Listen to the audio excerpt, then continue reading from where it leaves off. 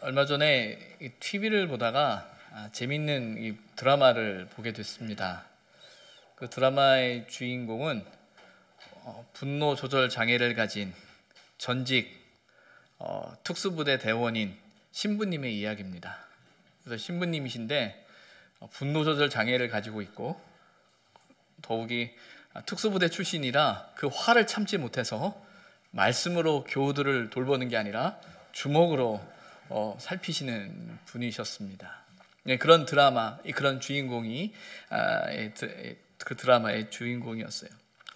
그분이 그 드라마를 보게 된 게 이제 그 신부님이 나와서 미사를 이제 집례하던 중에 그 장면을 우연치 않게 이제 드라마에서 보다가 재밌겠다라고 해서 이렇게 보는데 미사를 집례하다 말고 빵을 먹는 형제가 있었는데 당장 나가라고 그래서 막 미사 중에 쫓아내 버립니다. 그리고 미사를 마치고 나서 한 자매가 와서 이제 고해성사를 하려고 신부님께 왔습니다. 신부님께 제가 함께하는 사람들에게 화도 내고 짜증을 내고 그랬습니다. 그래서 지난 3주 동안 고해성사를 하지 못해서 제가 이렇게 신부님께 고해성사를 합니다라고 했더니 그 신부님이 단호하게 하는 말이 당장 먼저 그 사람한테 가서 용서를 구하라고 그리고 오라고 이야기를 하는 거예요. 그러면서 이제 그 신부님께서 강론을 하는데 이렇게 이야기합니다.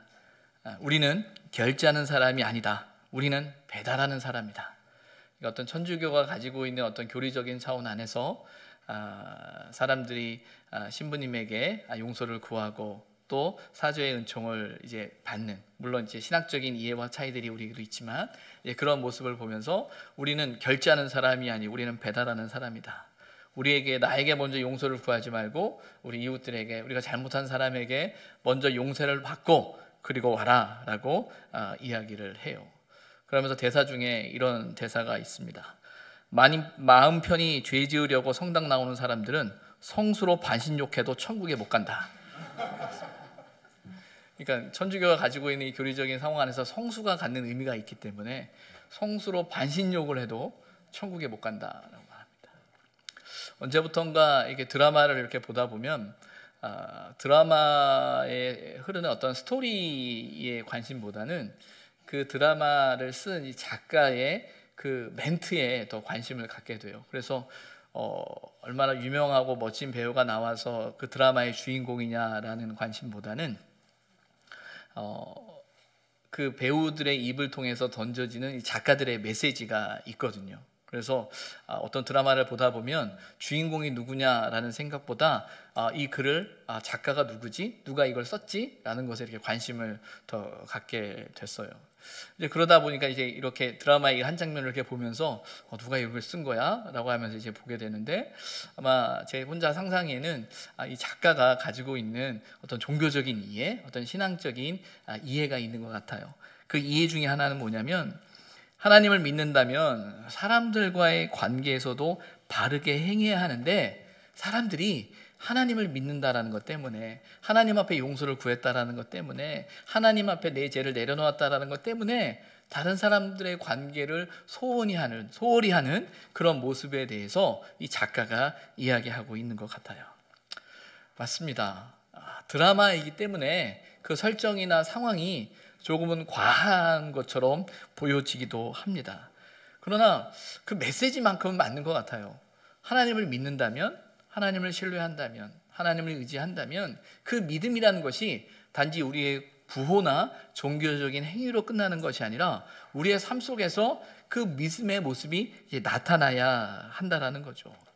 근데 우리는 하나님을 믿는다라는 이유 때문에 하나님에 대한 너무나 분명한 흔들림 없는 확신을 갖고 있는 나머지 너무 주변 사람들을 살피지 못하는 모습을 종종 보게 됩니다. 하나님이 계시고 하나님이 다스리고 계시고 하나님이 살아계심을 믿는다면 하나님께서 우리에게 허락해 주신 우리와 함께하는 그 사람들에 대한 그 관심과 또 그들을 향한 기대와 또 그들을 향한 배려가 우리에게 필요하다라는 것이죠. 형통이라는 것, 우리가 성경 말씀을 통해서 보는 것은 형통은 하나님이 함께 하시는 것이다 라고 창세기 39장을 통해서 반복적으로 이야기하고 있습니다. 요셉이라는 사람을 이야기하면서 형통은 하나님이 함께 하시는 것이라는 것을 이야기하죠. 그런데 하나님이 함께 하시기 때문에 형통은 그 형통한 그 사람을 통하여 형통이 흘러가야 된다는 사실을 우리는 말씀을 통해서 발견하게 됩니다. 그래서 오늘 본문은 바로 그 형통의 또 다른 모습을 우리에게 말씀하고 있어요. 먼저 본문 19절을 보게 되면 요셉이 주인이 노하게 됨으로 말미암아 그가 옥에 갇히게 되었다라는 것을 본문 19절과 20절에 나와 있습니다. 우리 지난주 보았던 말씀처럼 요셉은 하나님께 죄를 짓겠습니까? 또 내가 주인에 대한 그 신뢰를 잃어버리고 내가 그렇게 죄를 지을 수 없습니다 라는 단호한 결단을 가지고 그 주인의 아내의 유혹을 뿌리치게 됩니다.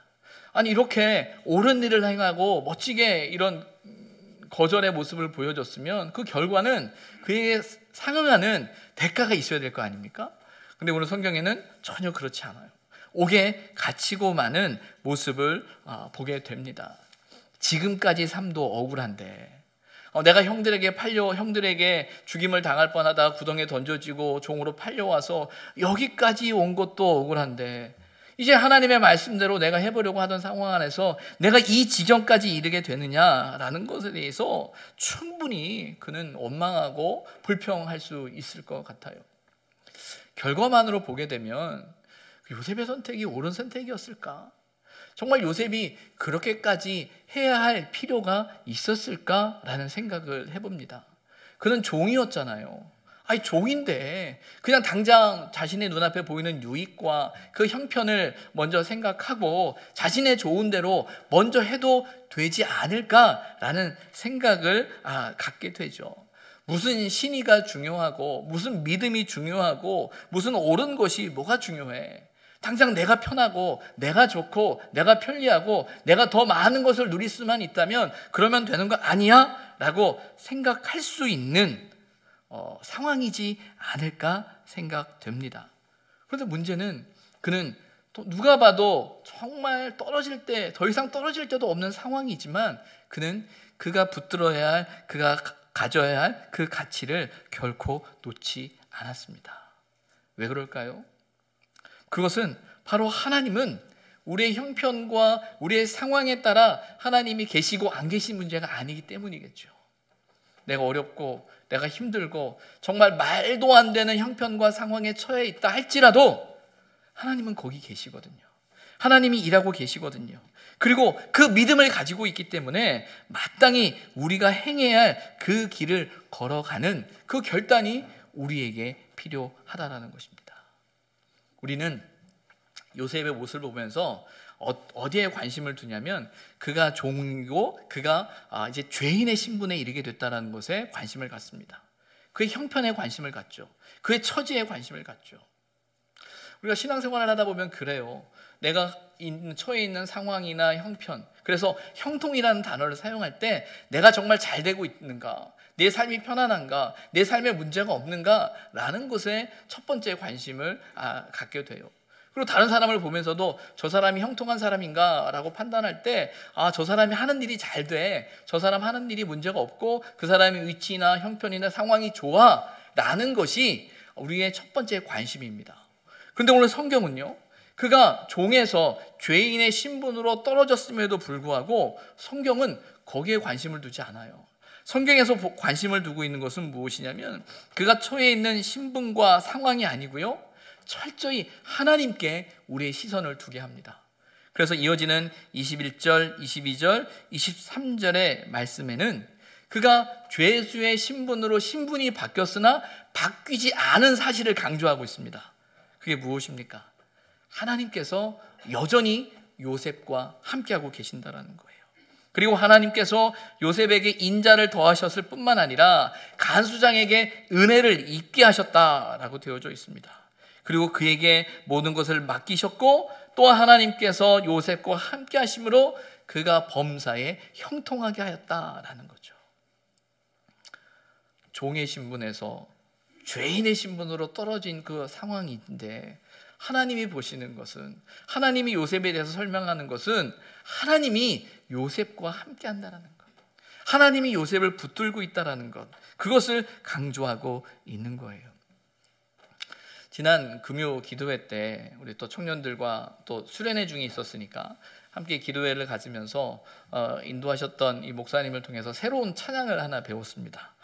짧은 찬양인데 참 가사가 좋아요.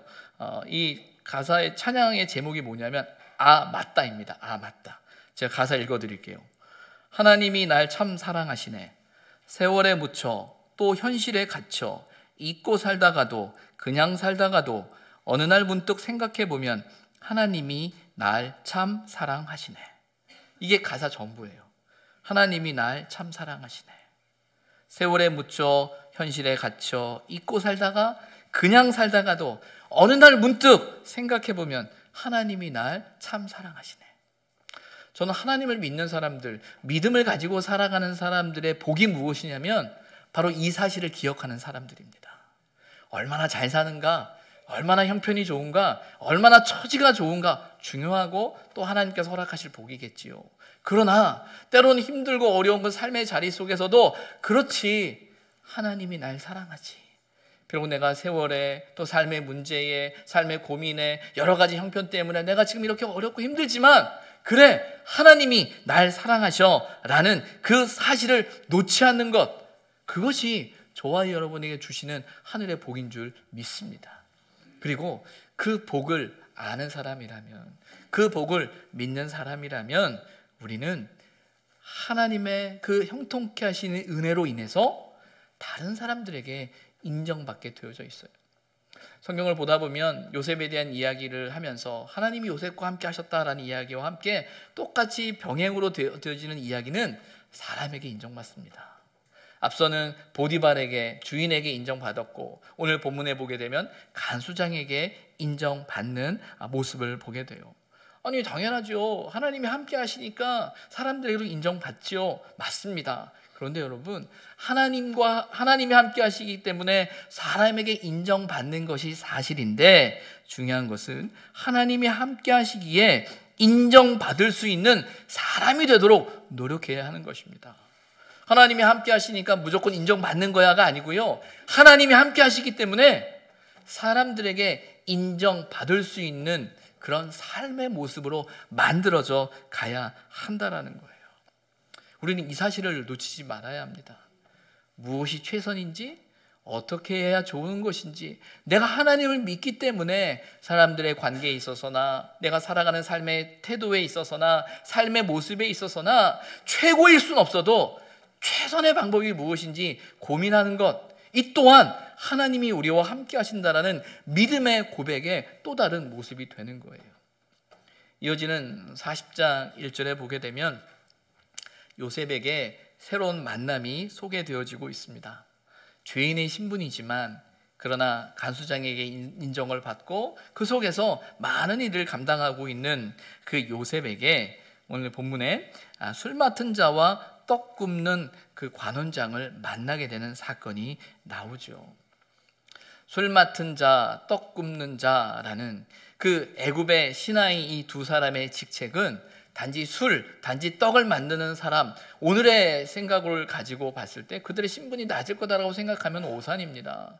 이 술 맡은 관원장은 우리가 이제 다음 주 마지막 주에 우리가 특별 새벽 기도회를 함께 하면서 느헤미야의 말씀을 볼 텐데 느헤미야의 직책이 술 맡은 사람이었어요.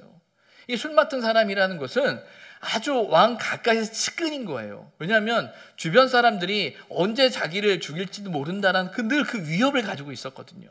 그래서 늘 마시는 술, 늘 먹는 떡, 그것은 정말 믿을 수 있는 사람에게 맡겼던 직책이에요. 그렇다면 술 맡은 관원, 떡 굽는 관원은 정말 아주 가까이 있었던 사람인데 그가 무슨 잘못을 했는지 오늘 요셉이 갇힌 그 옥에 그들이 오게 되었다라는 것입니다. 친위대장은 도대체 이 사람들을 어떻게 돌봐야 되는가, 어떻게 섬겨야 되는가 고민을 하게 됩니다. 그리고 오늘 본문 4절에 보게 되면 친위대장이 요셉에게 그들을 수종들게 하매 요셉이 그들을 섬겼다라고 되어져 있습니다. 친위대장이 누구죠? 보디발이죠. 앞서서 왜 요셉이 옥에 갇히게 됐습니까? 자신의 아내를 범하려 했다라는 그 오해 가운데 요셉을 옥에 가두게 된 사건이죠. 그런데 오늘 40장 4절에 보게 되면 그 친위대장이 요셉에게 그들을 맡깁니다. 여기에는 요셉이 그 일을 했다라는 의미도 포함되어지지만 친위대장이 요셉을 어떻게 생각하는지도 나와 있는 거예요. 비록 그에 대해서 변호하거나 그가 죄가 없다라는 것을 강하게 주장하지는 못하지만 그 안에 믿음이 있는 거죠. 요셉이라는 사람은 절대 그럴 사람이 아니야 라는 그 생각이 그에게 있었던 것 같습니다. 그래서 그들의 요셉에게 술관원과 떡 굽는 관원을 맡기게 되는 겁니다. 그리고 그들을 섬겨라 라고 이야기하고 있지요. 사람이 살아가면서 어떤 만남을 갖느냐는 참 중요한 것 같아요. 그래서 우리 인생을 이렇게 되짚어보거나 우리의 삶을 이렇게 되돌아보게 되면 우리의 삶이 한편으로는 그 만남이라는 연결고리 속에서 여기까지 우리가 오지 않았나라는 생각을 하게 되죠. 그래서 우리는 종종 좋은 만남에 대한 기도를 합니다. 하나님께서 우리에게 만남의 복을 주시고 그 좋은 사람을 통해서 이루어지는 하나님의 일들을 우리는 기대하고 경험합니다. 저 또한 하나님께서 은혜를 많이 주셨고 또 하나님이 또 함께 하셔서 또 좋은 교회, 좋은 목사님, 좋은 성도들, 또 좋은 사람들을 만나서 참 많이 은혜를 받았다라는 생각을 참 많이 합니다. 그 중에서도 제가 이렇게 되짚어 보는 것 중에 늘 고맙게 생각하고 감사하는 것 중에 하나가 뭐냐면 제가 누군가의 가방을 한번 들어준 것 때문에 지금까지 은혜를 받고 있는 일이 있습니다. 제가 신학교 다닐 때 일이었어요. 신학교 다닐 때 이제 성지순례를 가야 하는 그 일이 있었는데 아마 제가 교육전도사 때였던 것 같습니다. 그때 성지순례를 가기 위해서 모였는데 한 전도사님이 이 카메라 가방 2개를 이렇게 들고 오신 거예요. 근데 결국 한 사람이 카메라 1대를 들고 사진을 찍어야 되는데 영상을 찍어야 되는데 그분이 2대를 들고 온 거예요. 그래서 제가 그때 당시 한참 교회에서 그런 일을 하고 있을 때였기 때문에 아니 전도사님 어떻게 카메라 가방을 2개나 들고 오세요? 제가 아무 생각 없이 그 카메라 가방 하나 제가 들어드리겠습니다 라고 들었어요. 그래서 그때 성지순례가 제 기억에 아마 14박 15일 정도 됐던 기억을 갖고 있는데 저는 성지순례 가서 뭘 봤는지 기억이 하나도 안 나요. 왜냐면 그 가방 들고 다니고 그 가방으로 그 카메라로 영상을 찍는 바람에 하나도 기억이 안 나는 거예요. 그래서 내가 괜히 그 가방을 들었다라는 생각이 들기도 하는데 근데 하나님이 감사한 것은 그분과의 만남 때문에 하나님께서 제가 임지를 옮기거나 할 때 그분을 통해서 하나님께서 이렇게 인도해 주시는 그 손길을 경험했어요. 어떤 면에서는 별거 아닌 것 같은 만남이었고 어떤 면에서는 내 자신만을 생각했다면 야, 너 저렇게 바보같이 어리석은 짓을 했어 라는 생각이 들지도 모르겠어요. 그때는 사실 그랬어요. 내가 괜히 그 가방 들었다 라는 생각이 들었죠. 근데 나중에 시간이 지나고 보니까 하나님께서 또 이렇게 나에게 은혜를 주시는구나 라는 생각이 들 수밖에, 고백할 수밖에 없는 거예요. 아마 요셉의 모습 속에서도 그런 모습을 우리는 발견하게 됩니다. 어떤 면에서 우리는 요셉의 이야기의 끝을 알고 있어요. 그 끝을 향해서 우리는 함께 갑니다. 그래서 오늘 요셉이 솔관원장과 그 떡 굽는 관원장을 만난 그 사건이 그의 삶 속에 어떤 역사를 일으켰는지 우리는 알고 있습니다. 이제 계속 그 말씀을 보겠지만 그러나 그 사실을 모른다고 해도 오늘 본문 속에서 이 만남 속에 하나님의 특별한 역사가 일어날 것을 우리는 기대하게 돼요.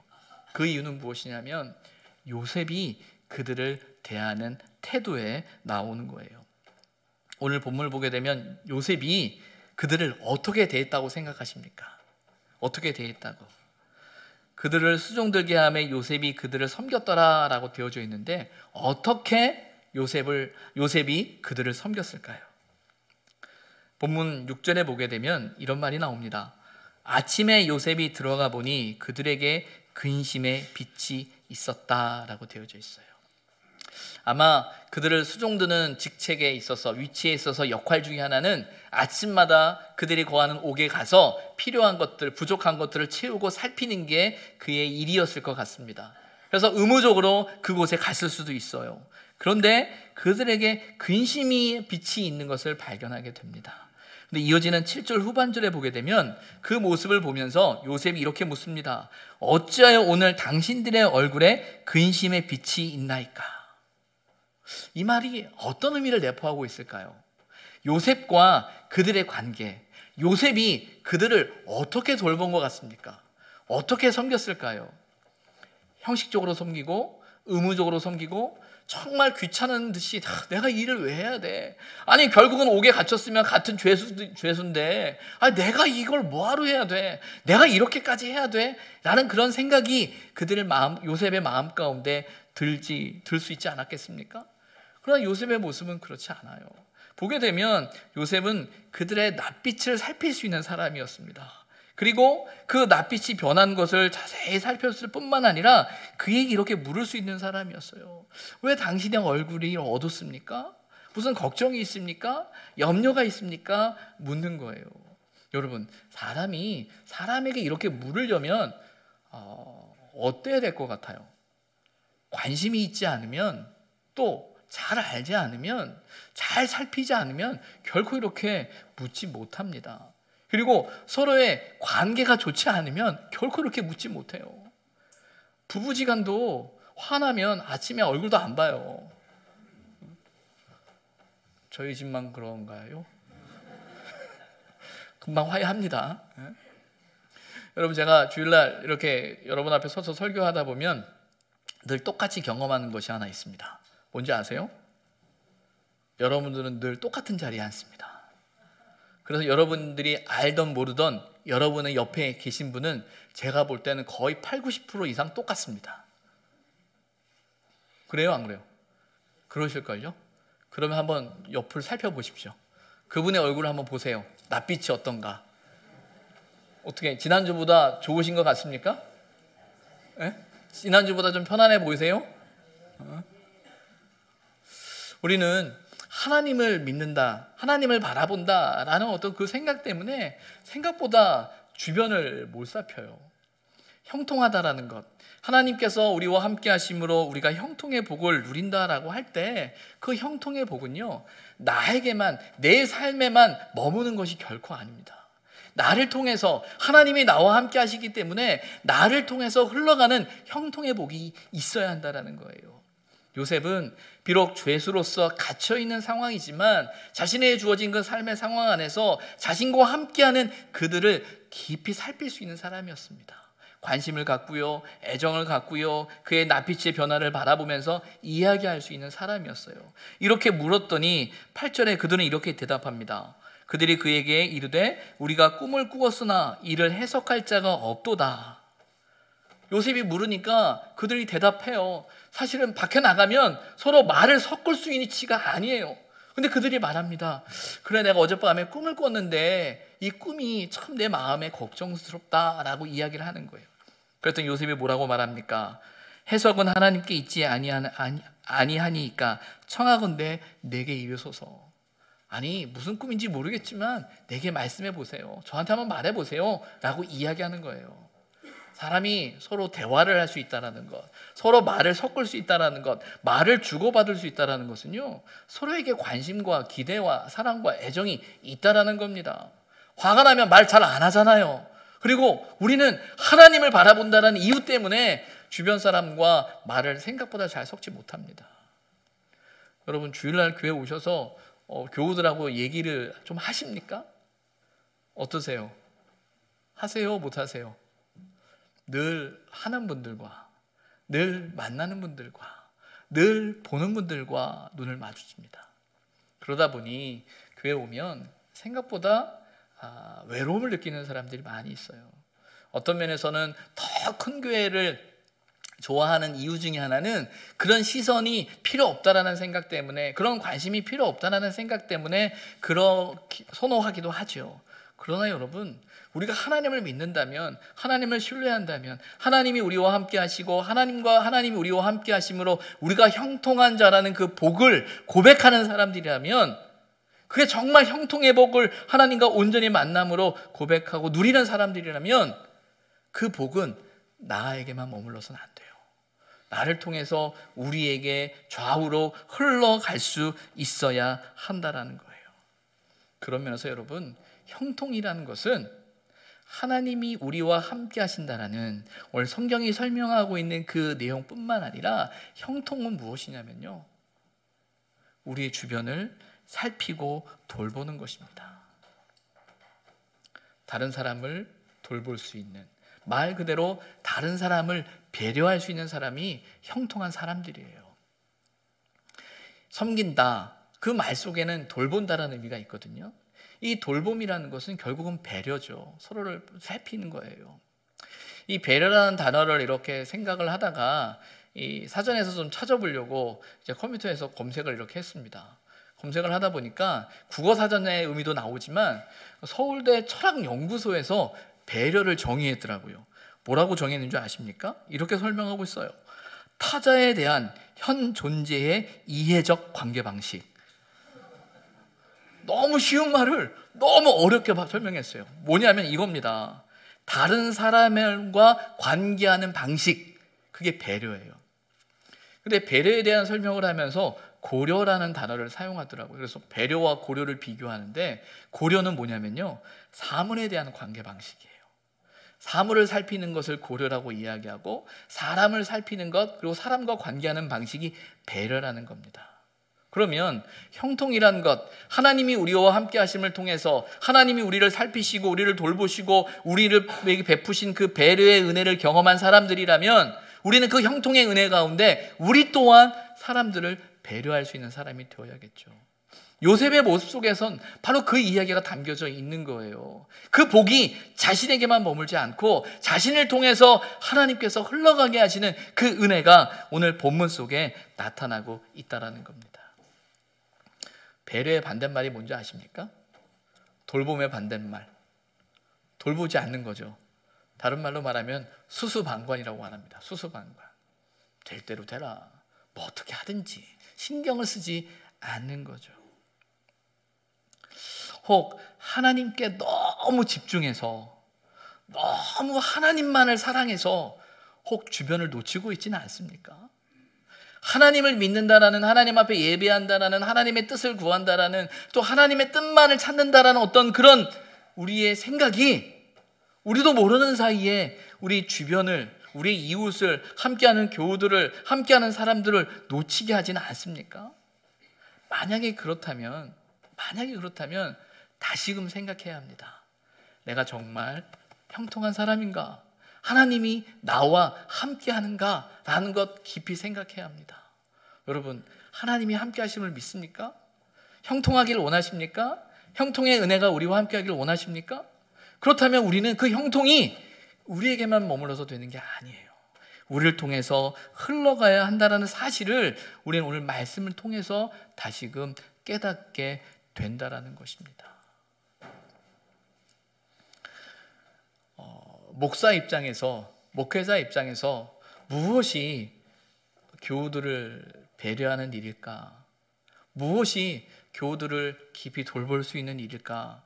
이 고민이 사실은 저에게 있어서 깊은 목회적인 질문이고 과제입니다. 어떻게 여러분을 도와드릴 수 있을까요?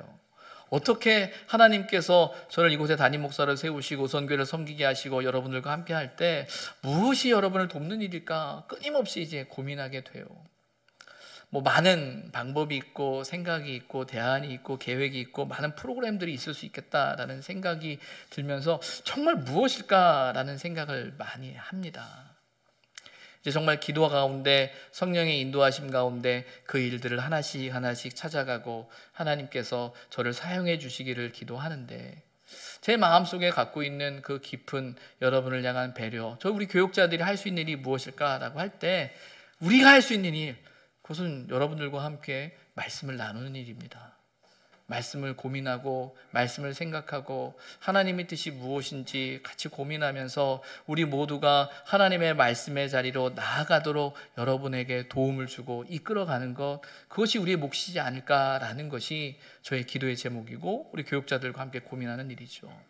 부족할 수도 있고 연약할 수도 있습니다. 그러나 정말 성도 한 사람 한 사람을 살피고 여러분들의 영혼을 하나님께서 우리에게 맡기시고 위해서 기도하는 몫에 있어서 여러분들이 모두가 다 잘 되기를 바라고 소망하지만, 그냥 그렇게 잘 하실 거야 라는 것보다 더 중요한 우리의 역할과 책임은 무엇이냐면, 함께 말씀의 자리로 나아갈 수 있도록 함께 고민하는 자리를 마련하는 거예요. 그래서 이제 다음 주부터는 성경 공부가 주일날 시작되어집니다. 오전 10시 반에, 오후 1시 반에 시작되어집니다. 뭐 오전반 오후반 나눠가지고 공부를 하는데 여기가 학교인지 교회인지 헷갈릴 수도 있는데, 근데 중요한 건 우리가 말씀 앞에 서야 해요.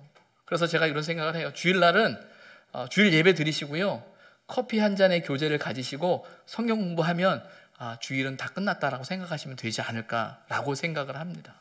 그만큼 우리가 하나님의 말씀을 안다라고 생각하고 말씀을 쫓아 살아가고 예배 드리면 됐지라는 어떤 그런 생각 속에서 한 번 더 내가 정말 성장하고 있는가?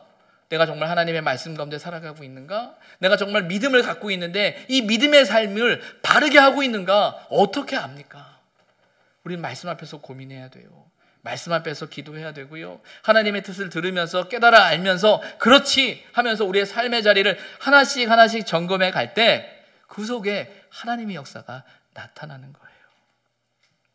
바라기는 부족하지만 저희 교육자들의 깊은 기도와 배려를 여러분이 좀 받으셨으면 좋겠습니다.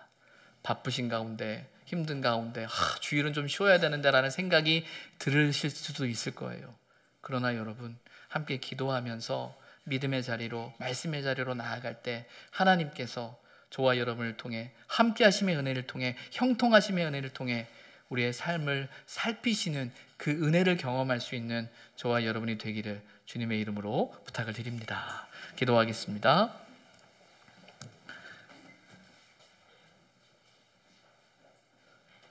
요셉과 함께 하셨던 하나님께서 요셉의 삶을 통해 형통의 복이 흘러가게 하심을 보게 됩니다. 하나님, 우리에게도 은혜를 덧입혀 주셔서 우리의 삶을 통해 하나님의 형통의 복이 흘러가게 하여 주옵시고, 참으로 하나님의 함께 하심의 은혜가 우리와 함께하는 사람들 속에 우리를 통해 증거되어지고 나타날 수 있도록 인도하여 주옵소서. 예수님의 이름으로 기도드립니다. 아멘.